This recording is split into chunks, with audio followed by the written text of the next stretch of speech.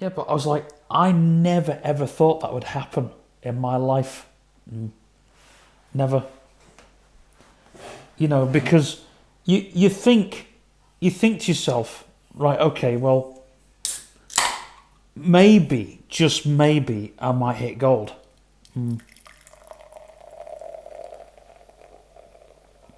We're actually drinking on this podcast now. Yeah. Well, not, this isn't a feature. Look at that. This is an IPA. It is. I kind of like the IPA. I think it's really... I've just got into drinking like real ale. And I wonder if I can actually on the camera for a second and take a picture of that. Yeah, I've done it. That'll be nice for the socials. Yeah,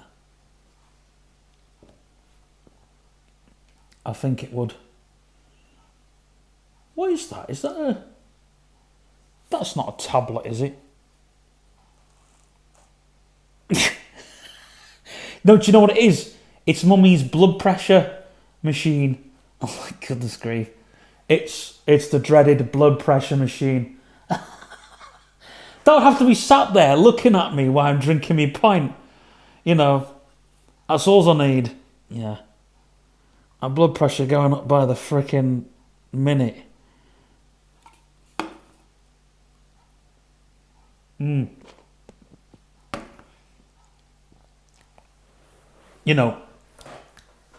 Your blood pressure goes up as you think of... As you see that, you go, fuck. Now, honest to gosh, you look at that and think, diet starts today. But it's weird because, like,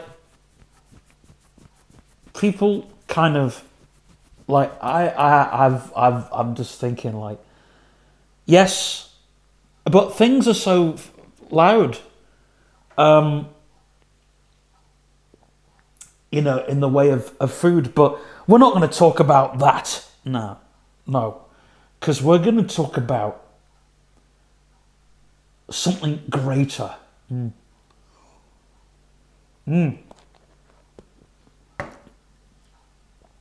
Greater than anything in the world. And that's music.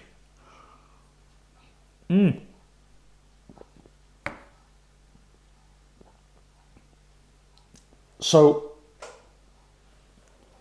I think, like, music gives you the soundtrack. You can always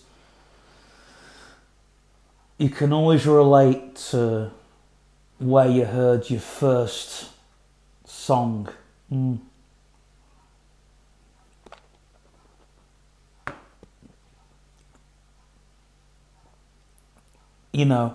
First, like, music, or,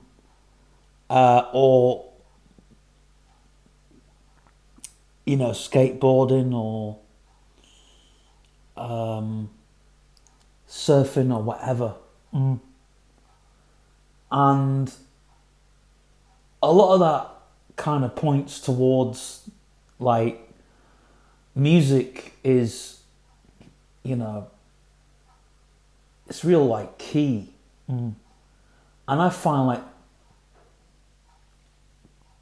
like now, I never thought the 60s had it so good.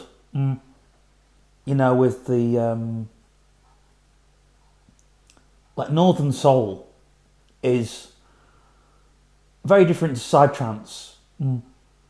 But it's like you can tell where that music came from. And it's like, you know. Well, here's a question. What music did you listen to growing up? What, as a kid, or no, when you were a teen? Because that's when you get like an actual taste of music. Well, when I was 12, I was listening to rap music, you know, like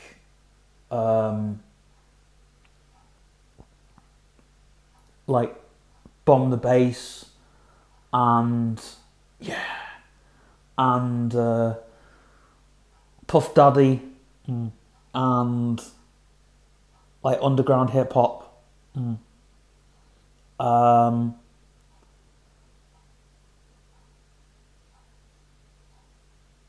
But I was also just like NWA and Tupac, but that was on the side of all the other things that I was listening to.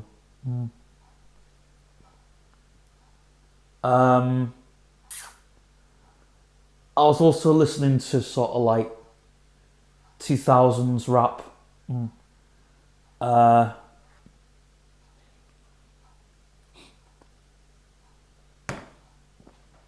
And also kind of 90s punk.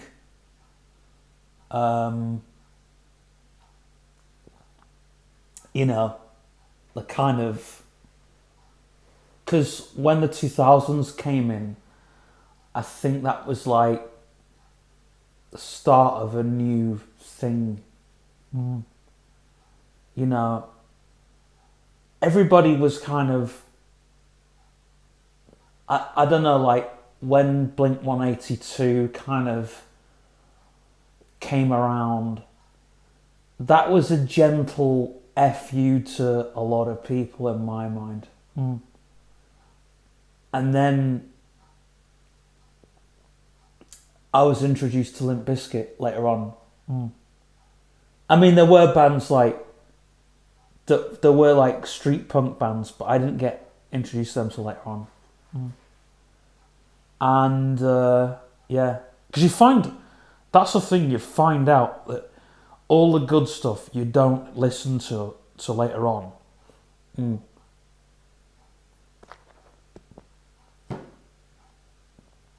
know, like a friend has introduced you to, you know, and it becomes a rite of passage. Your own CD collection is a rite of passage in my mind. You know, and I would say to any kids out there, and if I had a son or a daughter, I would do what my parents did, but I wouldn't force them to listen to the music I listen to. Because I don't think, from my experience, you know, like I remember when I was a kid, well, I won't say a kid, when I was 15 years old, 13 years old, and all the way through my teens, all the way from being, say, 12 to, you know, I remember my mum and my stepdad going, oh, this is the music, and I remember asking, I remember testing the water one time when I was about 9 or 10, and I remember asking for Fat of the Land by The Prodigy. And did you get it? I got it. I got Fat of the Land, you know, but I remember, see, after that, like, if I asked for a CD, like, you know, and I'd get Wet, Wet, Wet. And I was like, what's this shit? Of course, I didn't say that, you know.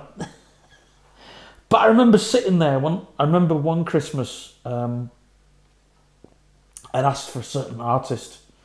I can't remember who it was now. And I remember my folks getting me, what was it? They got me some other party CD. And I thought, what the frick is this? I ain't listened to this shite. But you couldn't just throw CDs in the bin back then. I just never listened to them. I was like, what's this shit? I don't like this. And so I'd be on the phone to my friend. Um, I need some Hendrix in my life. I'd be like, yeah, okay, all right. And so I got Cream and Hendrix, and I'd be like, wow. And my mother's like, I don't really like you listen to. I was like, well, screw that. I don't really like listening to whatever crap you listen to. And I seriously, I waited until I was.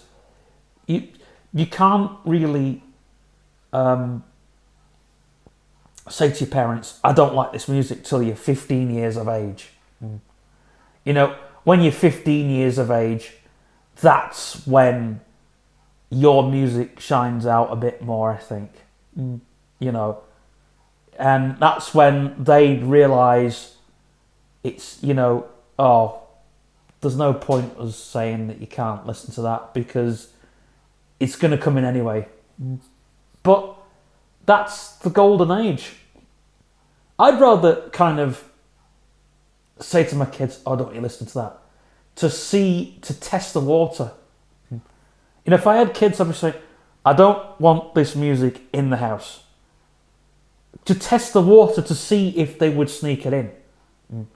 And if they sneak it in, and if they say, Dad, why aren't you telling me off? And I'd turn around to them and say, well, look, that was me testing the water.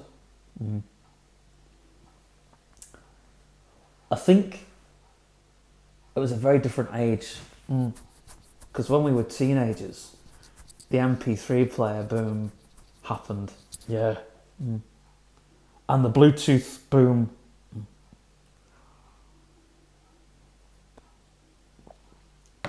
That was a brilliant age for me. Because I remember going up to people going, have you got this? Yeah, I've got it. All right, send us it over. Bluetooth it over.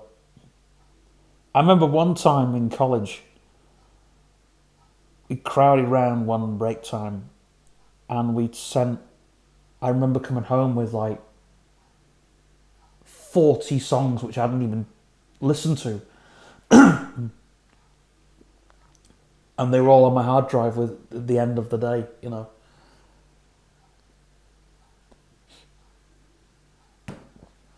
People used to ask me, how do you get music? 9:42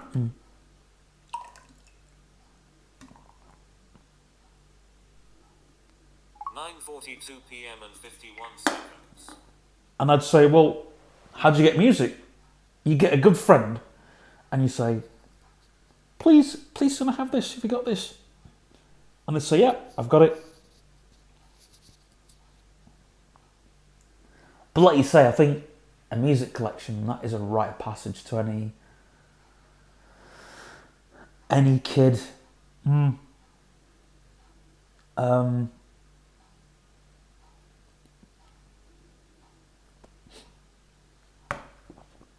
of course, it showed your status,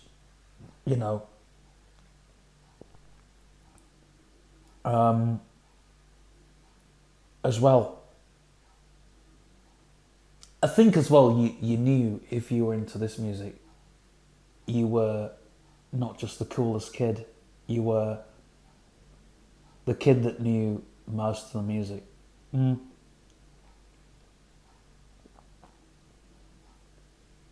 Not only that, I think you appreciated it. I mean, it's like now, I remember going round to friends' houses, going, oh, I like this CD, and then walking home with that CD yeah, that they didn't want, or they would burn me off a compilation the next day.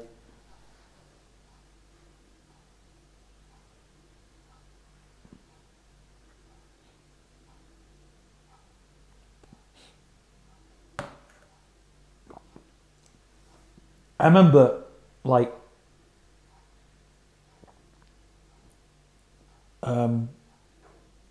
sort of annoying my parents with my music. And then girlfriends or boyfriends. See, music was not just a rite of passage to you, to you, yourself, your friends, but when you got a spouse, I remember there was a girl at college, and the first thing she asked me was, because people used to come into my room back then, and they'd sit in your bedroom and they'd go, "Wow, I didn't know you liked such thing." You know.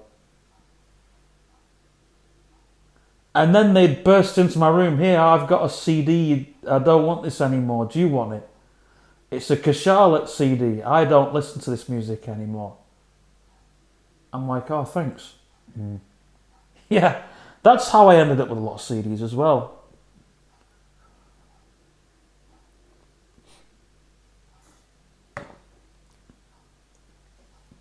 "Yeah, I don't like this CD. Here, you can have it." And that's, I mean, I helped a lot of friends out. "Yeah, you can have this CD. I don't really listen to it. There you go." But didn't you get into dance music as well because you thought, people would miss out on it? And I got into it a bit late, really, but because in the old days I was listening to it just because to try and blend in. But then now, like, when I hear a tune that I absolutely love, that's like, wow. Do you know what I'm saying? It's like, wow. You know. But I shocked my mate Jamie because I was in his car and he always asks, "Have we got any requests?" And I said, "Let's have a bit of, what's the group called? Let's have a bit of the Viagra Boys." And he's like, "You like the Viagra Boys?" I'm like, "Yeah." And we were just blasting that. And then he introduced me to another group. And from there, we heard things like Snap Dankles and all that kind of stuff. That's like a new sort of music, isn't it? Yeah, and I think this is like where kind of music's going now, where I think it's going from that sound, that sort of Snap Dankles, and these bands, their music's new, but they're not doing what they're doing isn't new, if you get me. And that's what I've been saying for years. With the music scene, if you want to do something new, you have to go forward. And I've realised that with a lot of indie bands. Yeah. Not just with one indie band. I've noticed this with a lot. And Jamie turned around to me and said, "What do you think makes a good record?" And I said, "Well, what I think makes a good record is, personally, when somebody can turn around, when they can do something when they're not trying to be new. Yeah. When they're not trying to sound new, I should say. When they're trying to be new, not sound new.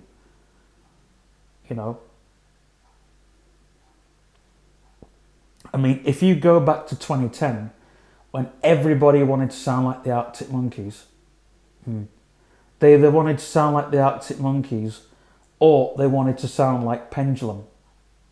Yeah. And, like, they're the two bands that I can personally think of. And it's great when that sound is pretty big. But you can latch on to something like that. I think, what the Viagra Boys are doing and what Snap Dankles are doing and what all those bands are doing, they're not doing anything particularly new.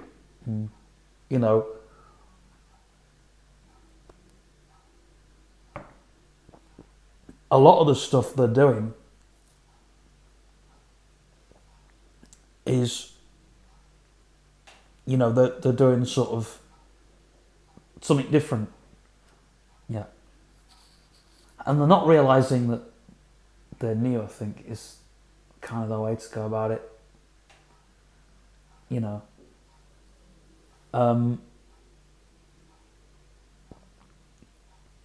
I think the thing with punk as well is it's gotten squeaky clean over the years.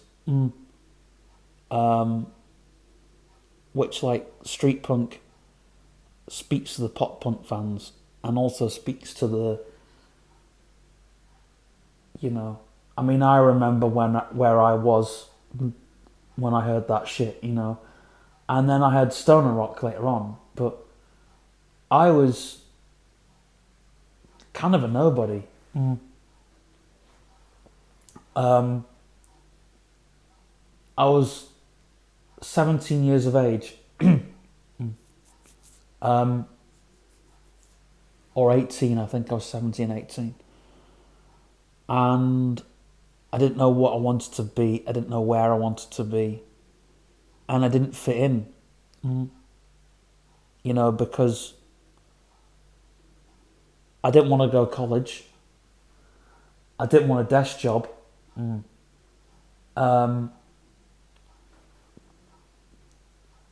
But I didn't want to be someone that fell out completely with society.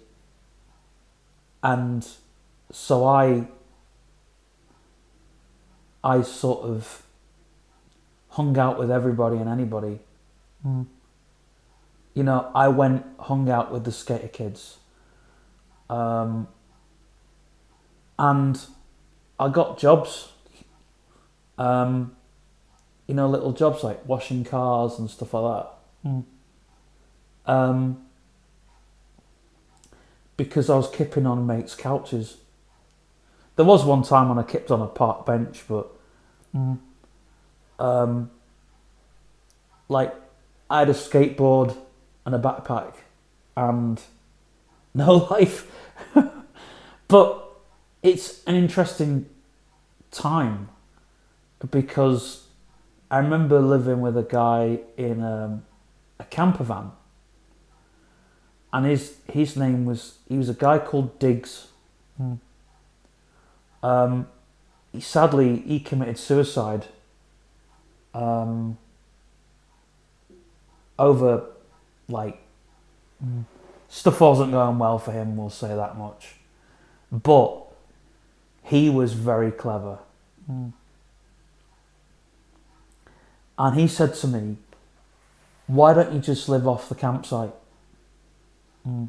Or a beach hut or somewhere. And he said,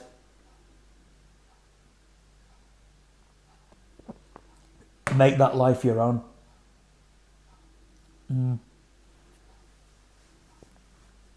You know, and this guy was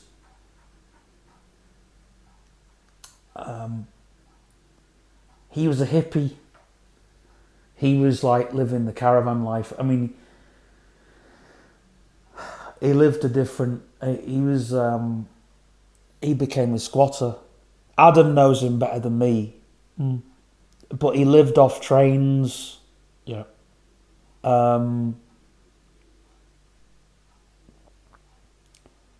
When you say lived off trains, what do you mean? He lived in train carriages. In actual train carriages. Wow. Yeah.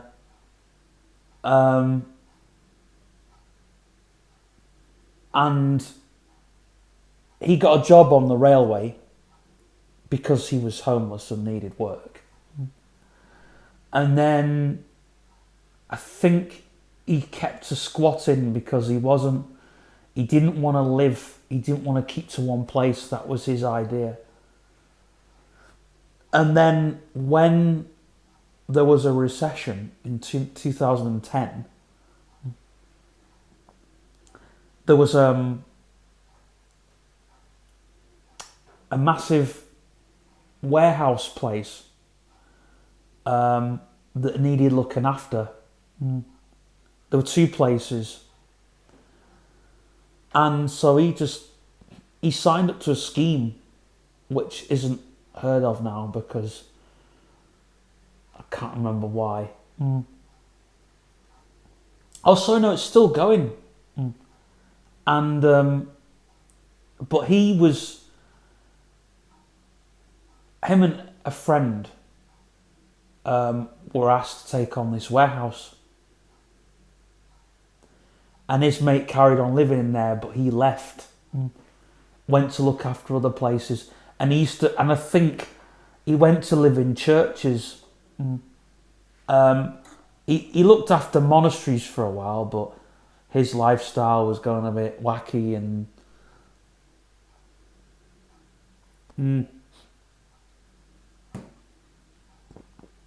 a bit sort of,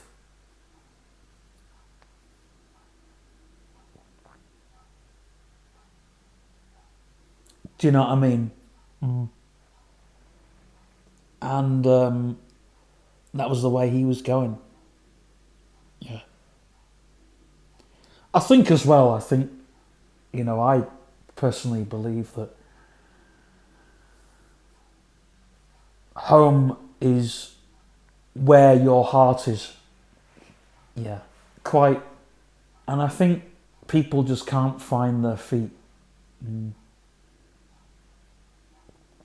It's weird because when I'm at the Poplars, yeah, I feel like that's like a home to me, because you get up every day and everyone is like buzzing. Didn't you go to bed and someone was like upset because you stopped playing? Yeah, what happened was, I was like, on the first night I was doing a set, and then it was like, which was fine because it was New Year's Eve. So the second night, I thought, I'm gonna get complaints here, and apparently, one of the people, they went to bed, and I got reports on the final day that they were enjoying it when they went to bed, and another mate of mine, he was well away, but but the following nights I'd do it. It's like, but it wasn't just. I think a few people, they would go off to bed, and they'd hear me playing, and they'd be like, hey, can I have a song? Can I say, yeah, no, fine. And they'd go back to bed. I thought, this is brilliant. But it's, and people would shout at you down the corridor, and and the staff would say, leave him alone. I was like, no, I'm all right with it.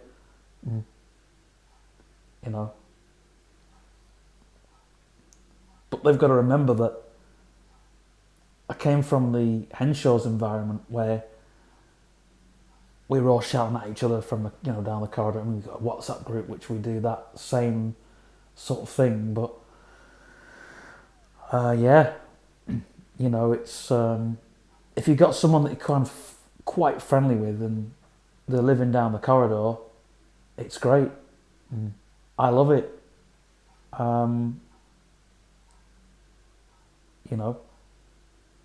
It's but it's different because it suits me down to the ground now,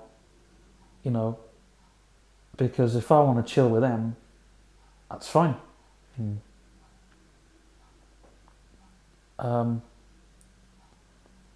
Because I've told the people how I roll in there. If people want to yell at me down the corridor, hey, what are you doing, Usually when Coronation Street's on,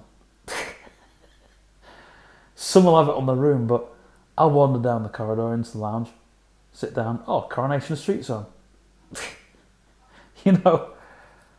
But it's like, I mean, that's everyone just chills as well. It's like, wow, But didn't you say to the night staff that they sounded like a podcast? Oh yeah. I said no. What I said to them, I said, you guys need to be on a podcast. Because they asked me if I was all right. I was like, just before you do your jobs, ladies, I said, you need to do a podcast. An hour-long podcast.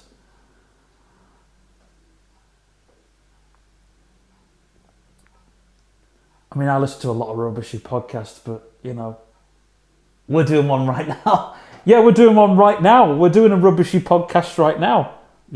Well, it's not rubbishy, but...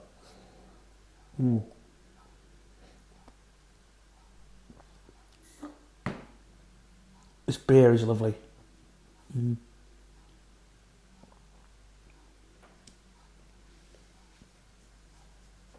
Yeah, but there's a world out there. By the way, Rosemary's working in my new bar. Your new bar? Got a new bar. I thought that was the rough one. No, I've said no one's working there. We've got that. I made a bit of a boo boo. I bought a bar, which it's not mine anyway, so I can sell it. But this other bar, I've actually got, but I'll say I've got. I can't talk too much on the political side of it, but I've got the bar and my friend's got the place where the bar is in. So all I'm doing is ordering the barrels and doing the lines and doing the lines. No, I'm not doing that either. I'm just doing the order. All I'm doing is like, what's on that pump, for instance? All right, well that's on that pump, right? Okay, well that's on that pump. I've got it just so I can, what's the name do? What's that other bar that we got? That other... Well, that's the bar that I'm getting rid of. That's our cue to end the podcast. Yeah. Unless it's a gay burglar at the door. Yeah. It could be a prostitute. Oh yeah, it could be Sharon.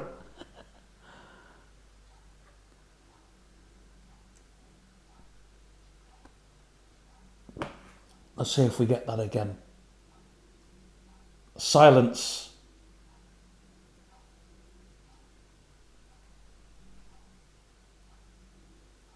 No, we're not going to get the organ again. No.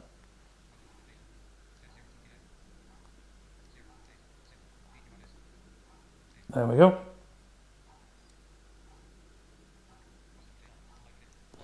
Oh, well, like and subscribe. Love you all.